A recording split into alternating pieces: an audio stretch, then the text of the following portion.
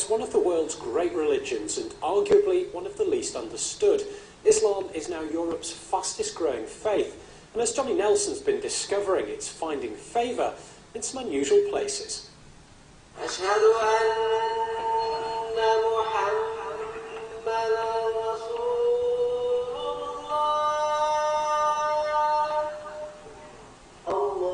It's Friday prayers. For Muslims, it's the biggest day of the week. And amongst the worshippers at this mosque in Leeds are a growing number of white men who've converted to Islam. Paul Martin became a Muslim 4 years ago. It's been a spiritual and physical journey that's challenged the very core of relationships with friends and family. This seems to be one of those very multicultural mosques that we find ourselves in. I think you'll find a lot of converts here, and I think they tend to find it quite easy to settle here because there are so many different types of people that you don't actually have to be a certain group. It's sort of open to everybody.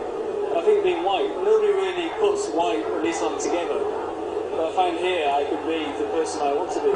So, how are you? But Paul's not the only convert at a mosque today.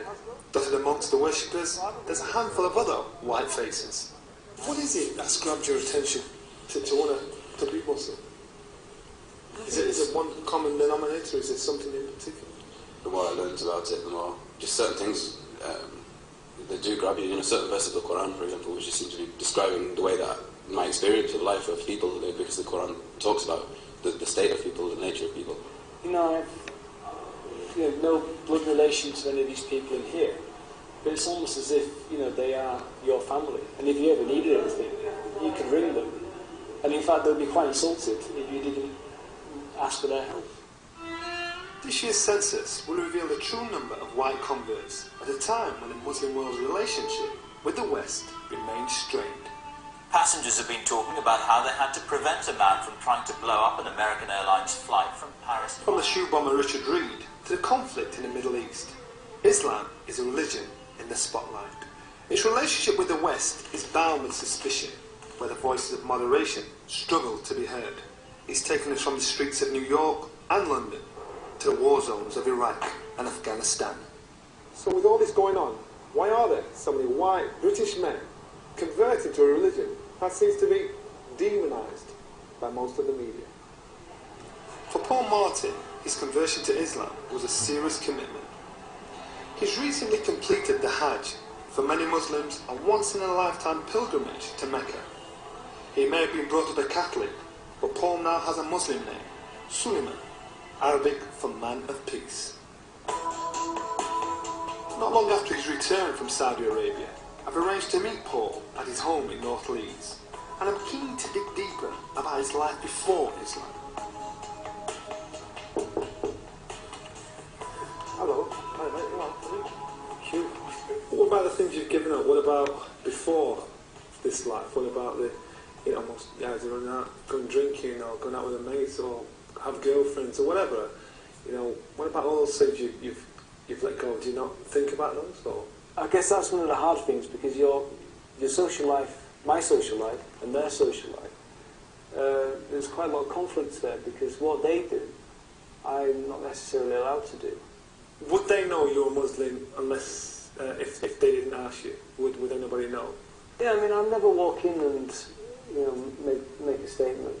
First thing I say is that I'm a Muslim, but I think they just think I'm a teetotal vegetarian. Because obviously wherever I go that's not halal, I'll just have the vegetarian food. And they know I don't drink, I know I don't smoke, so I just think, oh, this guy's boring. He's now taken most of his family with him, but there have been difficult moments. We was in a restaurant in Manchester, and Paul went out, and I just said to somebody there, "Where's he gone?" And she said, "He's gone to pray." I said, "Where?" She said, "Well, he'll have gone round the corner." I said, "In the street?" I was so upset. I thought it was just too dangerous for words for somebody on their own to kneel down and pray in a side street. And I was really worried then. I started to panic a bit, really. For those who studied the rise of the white male Muslim convert, dealing with family relations is only part of the picture.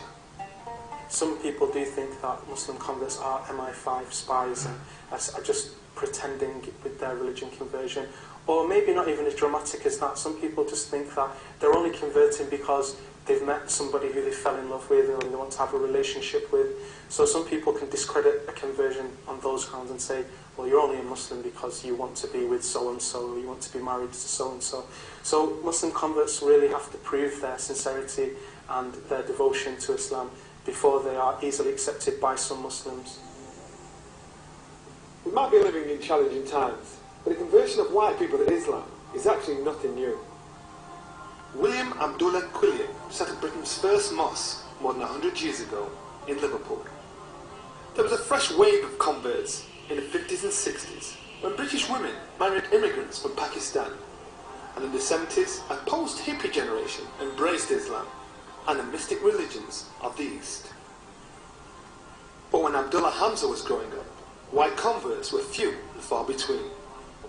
Brought up in a working-class family in Bradford, until the age of 17, everyone knew him as Julian. Nice to meet you. How are you doing? Nice to meet you. Afternoon prayers. Afternoon prayers. How often do you do outside?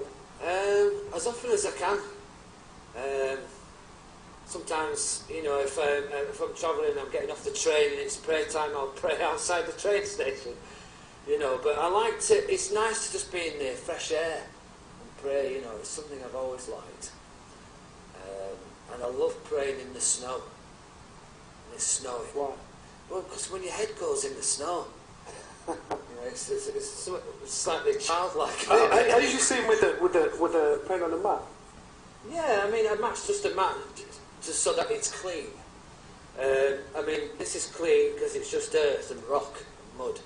So it's classed as clean in Islam. Now a successful musician, he remembers his own conversion and the difficult times he's had. I said to my mother, I said, look, I've been thinking about it, I want to become Muslim now. And she's like, well, calm down, lad, you know, it's not something you just rush into. And I was like, I'm not rushing into it. I've been thinking about it a long time, this is what I want to do. He's been a Muslim for the past 20 years, but prejudice hasn't been too far away. I've been accused of betraying my race, you know, and my culture, and, you know, and being called a terrorist and all that type of stuff, you know, the usual stuff really, even to the point of being called a white packet. But the hardest times have come from within the religion that Abdullah has embraced. In my experience, I've had more prejudice, more problems from Muslims than non-Muslims. Unfortunately, I hate to say it, because of my colour, because of my ethnicity, because I'm looked upon as a second-class Muslim, because I'm a convert. Suspicion, I've even been accused of being a CIA operative. You know, it's ridiculous stuff. Back in Leeds, I'm catching up with Paul to see if he knows where his spiritual journey will take him. How will he balance his English middle-class background with his new Islamic faith? I just think it's very important that these people who are converting to Islam really sort of try and keep their identity. I just want to try and keep hold of my roots because I was born and brought up in England, so I'm English. So why can't I be an English Muslim? You know, Islam's on the inside.